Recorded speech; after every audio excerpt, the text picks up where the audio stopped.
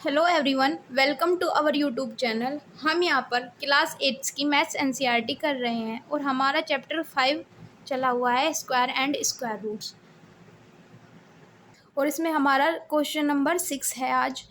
Find the length of the side of a square whose area is 441 इस metre square.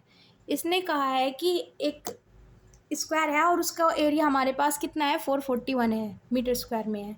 तो हमें बताना है कि इसका जो लेंथ होगी साइड की क्या होगी। देखिए स्क्वायर की शेप क्या होती है, ऐसी शेप होती है जिसकी लेंथ भी ये वाला हिस्सा भी बराबर होता है, यानी कि लेंथ का, और ब्रेथ का हिस्सा भी बराबर होता है। और इसका स्क्वायर क्या होता है, स्क्वायर क्या होता है आपने पहले भी पढ़ा होगा, स्क्वायर कह रही, area of square, area of square. ये स्क्वायर का एरिया होता है क्या, ए स्क्वायर होता है। यानी कि जो हमने क्या है, वर्ग होना चाहिए हमारा नंबर। ये देखिए 441 है, 441 है हमारा स्क्वायर का इक्वल रख देंगे हम इसे, एरिया ऑफ स्क्वायर। अगर हम इसका एरिया निकाल ले तो ए की वैल्यू आ जाएगी। कैसे आएगी, 441, डबल ज़ीरो रख लीजिए, ये डबल डबल का पेयर बना लीजिए, 2 2 ज़ा 4। अभी कितना बचा हमारे पास, ज़ीरो, +2 जोड़ा, इसमें यहाँ पर आ गया 4। और ये अगर हम 1 रख लें यहाँ पर तो ये 41 उतार लिया था तो 41 पर कंप्लीट टेबल चल जाएगी। तो ये कितना है हमारा, ये जो ऊपर आता है यही हमारा स्क्वायर रूट होता है।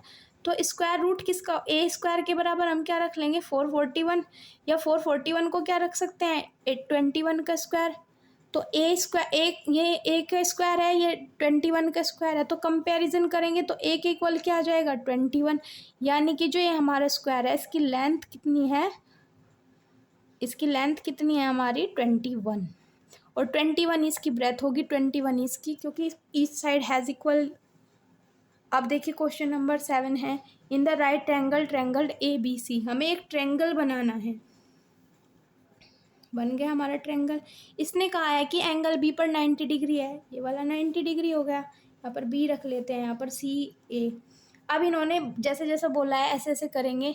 ए बी का जो वैल्यू दिया है इन्होंने 6 सेंटीमीटर, बी सी की वैल्यू दी है 8 सेंटीमीटर। अब इन्होंने ए सी की वैल्यू फाइंड कर पूछी है हमसे। तो हमारे पास एक पाइथागोरस थ्योरम होती है, पाइथागोरस थ्योरम, ठीक है। थ्योरम क्या होती है, बाय पाइथागोरस थ्योरम। क्या होती है वो, जो ये हमारा इसे बोलते हैं हम हाइपोटेनियस, यानी कि कर्ण का स्क्वायर। हाइपोटेनियस यानी ए सी का स्क्वायर किसके बराबर होता है, ए बी के स्क्वायर, बाकी जो सेम साइड बची उनके स्क्वायर के इक्वल होता है बी सी का स्क्वायर। ए सी की वैल्यू तो हमें नहीं पता, ए बी की पता है, ए बी की क्या है 6, उसका स्क्वायर।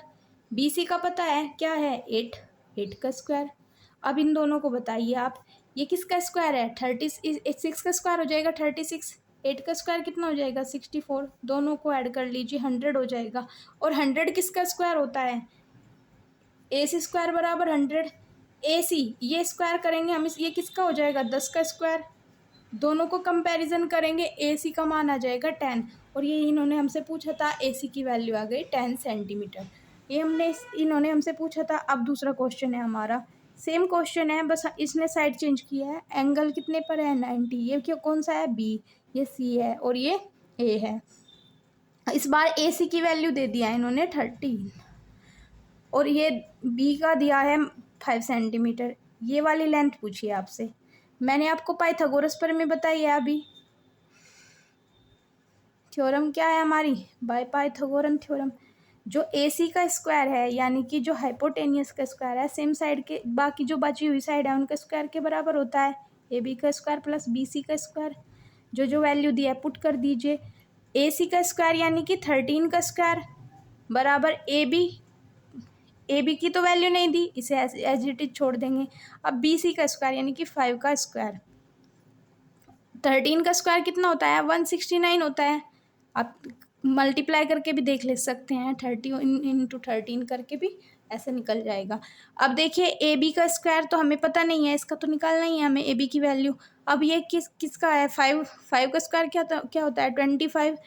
अब ए बी का स्क्वायर निकालने के लिए क्या करेंगे, हम इसे ए बी को तो यहीं पर रख लेंगे, इसे इधर ले आएंगे, जब इसे इधर लेकर आएंगे तो ये माइनस का हो जाएगा 25। अब देखिए ए बी का स्क्वायर, अब ये कितना हो जाएगा, 9 में से 5 गया 4, 6 में से 2 गया 4, अभी 1, और ए बी का बराबर कितना हो जाएगा, ये होता है 12 का स्क्वायर, 12 का स्क्वायर होता है। तो ए बी की वैल्यू क्या आ गई हमारी, 12 सेंटीमीटर। ये इन्होंने हमसे पूछा था, तो फाइंड ए बी पूछा था। आई होप कि आपको ये दोनों क्वेश्चन समझ आए होंगे। अब हम इसका नेक्स्ट क्वेश्चन करेंगे। इसका नेक्स्ट क्वेश्चन है question number 8। A gardener have 1000 plant, इतने प्लांट रख रहा है। He want to plant these in a such a way that the number of rows and the number of columns remain same. इस तरह व्यवस्थित करना चाहता है। मान लीजिए हमारे पास क्यारी है एक, इसमें जो इसके जो ये इतने, इसमें जितने पौधे हों वे इस लाइन वाले पौधे के इक्वल होने चाहिए, यानी कि किसी तरह ये हमारा स्क्वायर ही बनना चाहिए। और हमारे पास टोटल 1000 प्लांट हैं। तो इसने बताना भी है, find the minimum number of plant we need more this. अगर कमी भी पड़ी हमें पौधों की, तो कितनी पौधों की कमी पड़ेगी। तो हम सेम मेथड लगाएंगे, कौन सा, डिवीज़न मेथड लगाएंगे। 3 3 जा 9, डबल डबल के पेयर बना लेंगे, 9 पर टेबल चल गई, अभी 1 बचा, उतार लिया 100, प्लस 3 करके 6 हो जाएगा यहाँ। अब हमें ऐसे टेबल चलानी है, 2 जा पर भी चलाएंगे ज़्यादा हो जाएगी, 61 वन जो रखेंगे हम इसे। ओके, ये हमारा कितना हो जाएगा, हमारे पास ये हमारे पास हो जाएगा 9, ये बचा हमारे पास 9, 39। अगर हम इसमें 39 ट्री हो, देखिए फ्रेंड्स, ये अगर हम यहाँ पर करेंगे तो ये काफ़ी, इन्होंने पूछा है मिनिमम, ये 39 हो जाएगा। लेकिन अगर हम 62 की टेबल चला ले, मान लीजिए हम 62 की टेबल चलाएंगे, तो 62 का मैंने आपको पीछे भी समझाए हैं ये क्वेश्चन, 2 जा 4, और ये कितना होता है 124। अगर ये 100 की जगह अगर हम 24 जोड़ दे तो ये 124 हो जाएगा, और टेबल भी 2 टाइम्स चल जाएगी, और ये 124 होते ही ये 0 हो जाएगा। तो कितने प्लांट की नीड होगी हमें, नीडेड प्लांट्स कितने होंगे हमारे पास, प्लांट्स कितने होंगे अभी बताया मैंने, क्योंकि 24 की ज़रूरत थी, तो 24 प्लांट्स की ज़रूरत है। और ये कितनी कितनी ईच कॉलम में कितना आएगा, ईच कॉलम या ईच रो में कितना आएगा, इक्वल रो एंड कॉलम कितना होगा हमारे पास,